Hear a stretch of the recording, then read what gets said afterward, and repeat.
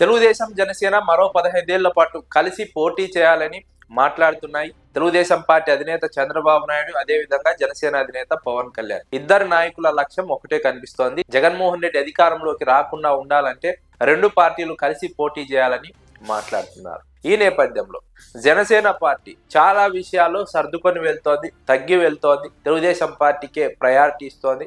కానీ తెలుగుదేశం పార్టీ వారి అనుకూల మీడియా వ్యూహాత్మకంగా జనసేన పార్టీని బద్నాం చేసే ప్రయత్నం మొదలుపెట్టినట్టు రాజకీయ విశ్లేషకులు అంచనా వేస్తున్నారు.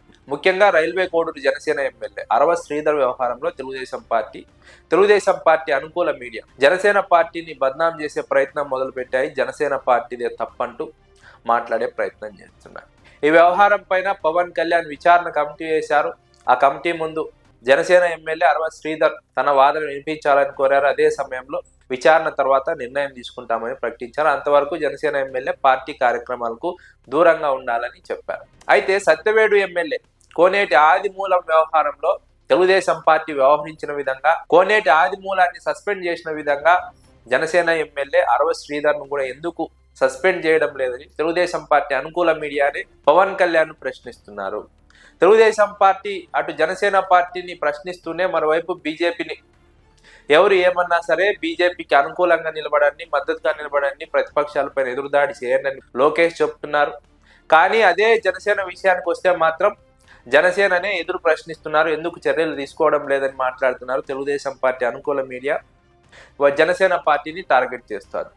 ఒకవైపు ప్రతిపక్ష వైఎస్ఆర్సీపీ టార్గెట్ చేస్తోంది, మరోవైపు తెలుగుదేశం పార్టీ అనుకూల మీడియా కూడా టార్గెట్ చేయడాన్ని జనసేన పార్టీకి రుచించడం లేదు. జనసేన పార్టీ యాక్సెప్ట్ చేయడం లేదు. జనసేన పార్టీ అయితే తెలుగుదేశం పార్టీని కాపాడాలి, తెలుగుదేశం పార్టీకి ఎలాంటి అవసరం ఉన్నా సరే సహాయం చేయాలి, సర్దుకొని వెళ్ళాలి. కానీ తెలుగుదేశం పార్టీ అనుకూల మీడియా, తెలుగుదేశం పార్టీ మాత్రం తమ పైన దాడి చేస్తారా, తమ పైన అసత్య ప్రచారం చేస్తారా, బద్నాం చేసే ప్రయత్నం చేస్తారా అంటూ జనసేన పార్టీలో కూడా ఒక అంతర్మతనం మొదలైంది. ముఖ్యంగా జనసేన ఎమ్మెల్యేగా చెప్పుకుంటున్నటువంటి అరవ శ్రీధర్ టీడీపీ ఇన్ఛార్జ్ ముక్కా రూపానంద్ రెడ్డి అనుచరుడు. ముక్కా రూపానంద్ రెడ్డి జనసేన పార్టీలో చేర్చి టికెట్ తెచ్చుకొని ఆయన ఎన్నికలు ఖర్చు పెట్టి గెలిపించుకున్నాడు అన్నది రాజకీయ వర్గాల్లో ఉన్నటువంటి ప్రచారం. అయితే తెలుగుదేశం పార్టీ అనుకూల మీడియా మాత్రం ఈ వ్యవహారం అంతా జనసేనకే అట్టగట్టే ప్రయత్నం చేస్తోంది.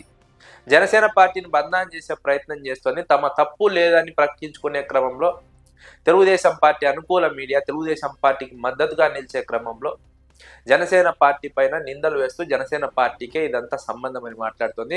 జనసేన పార్టీ వెంటనే ఆ ఎమ్మెల్యే పైన చర్యలు తీసుకోవాలని తెలుగుదేశం పార్టీ అనుకూల మీడియా మాట్లాడడం ఆసక్తికర పరిణామం.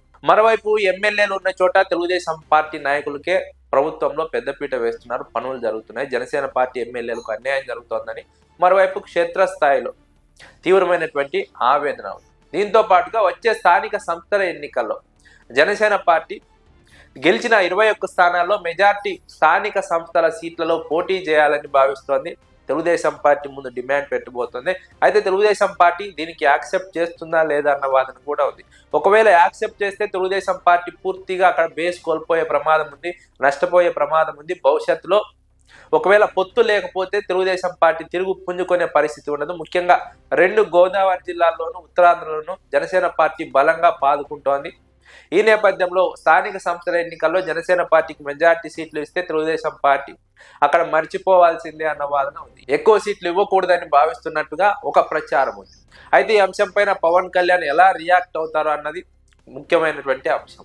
అదే సమయంలో పదవుల పంపకంలో కూడా ఇటీవల జనసేన ప్రధాన కార్యదర్శి బొలిశెట్టి సత్యనారాయణ ఆరోపించినట్టుగా చాలా చోట్ల తెలుగుదేశం పార్టీ వాళ్ళే తమ అనుచరులకు టికెట్లు ఇప్పించుకొని లేదా పదవులు ఇప్పించుకొని కేవలం పేరు మాత్రం పక్కన జనసేన పార్టీ అని వేసి వారిని జనసేన నాయకులుగా చలామణి చేస్తూ పనులు మాత్రం తెలుగుదేశం పార్టీ వాళ్ళు చేసుకుంటున్నారు. జనసేన పార్టీ కోసం నిజంగా కష్టపడిన వాళ్ళకి పదవులు రాలేదు, పదవులు రాకపోగా వారికి అవమానాలు జరుగుతున్నాయంటూ బొలిశెట్టి సత్యనారాయణ మాట్లాడడం ఆసక్తికర పరిణామం. అయితే ఇది తెలుగుదేశం పార్టీకి జనసేనగా ఉన్నటువంటి అంతర్గత అసంతృప్తికి దర్పణం పడుతోందని విశ్లేషకులు అంచనా వేస్తున్నారు.